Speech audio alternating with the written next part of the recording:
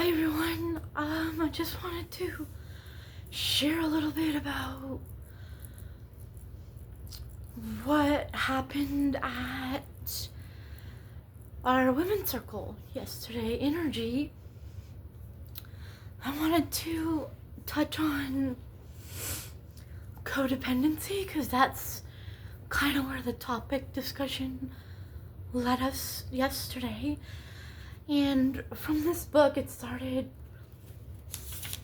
at where Melody Beattie mentions there is a quiet time in recovery, a time to stand still and heal, a time to give ourselves a cooling off time. This is a time of introspection and healing. It is an important time we deal with our issues. Recovery does not equal abstention from life.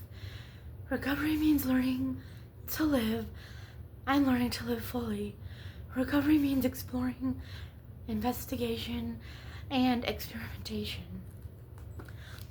So I often hear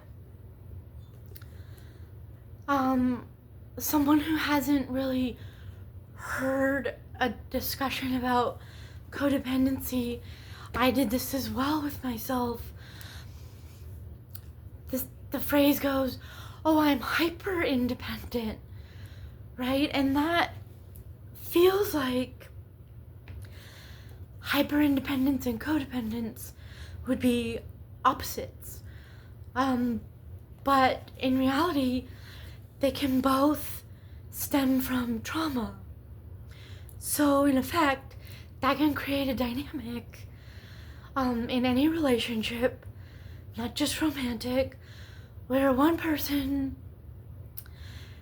in the relationship, in response to the hyper-independent person, the other person starts to exhibit codependent behaviors. So an example would be a hyper-independent individual may attract people or partners with anxious attachment styles who seek excessive reassurance and validation. They will also go to excessive people-pleasing, or they might have problems and difficulties with setting healthy boundaries.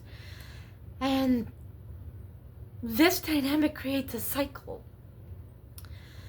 where the hyper-independent person has a need for autonomy, and then a pattern starts to happen where the other person becomes overly dependent and codependent because they're trying to fill this perceived void of lack of emotional support.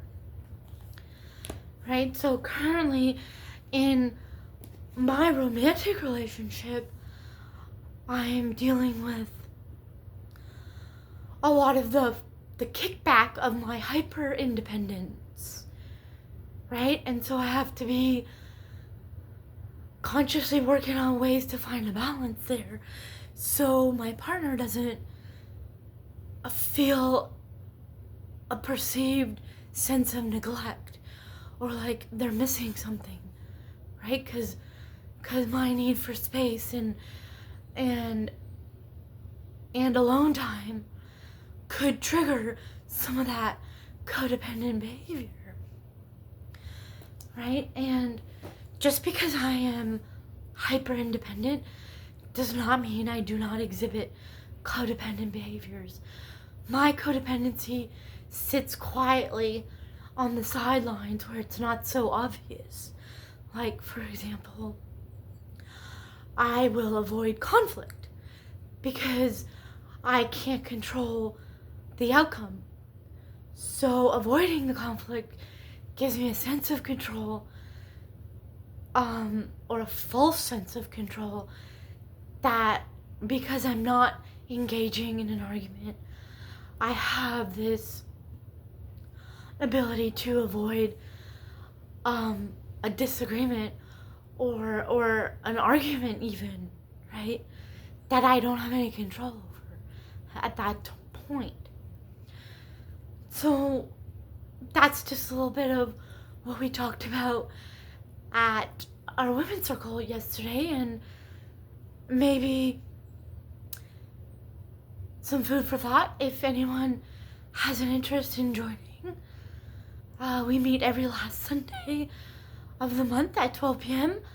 at my place.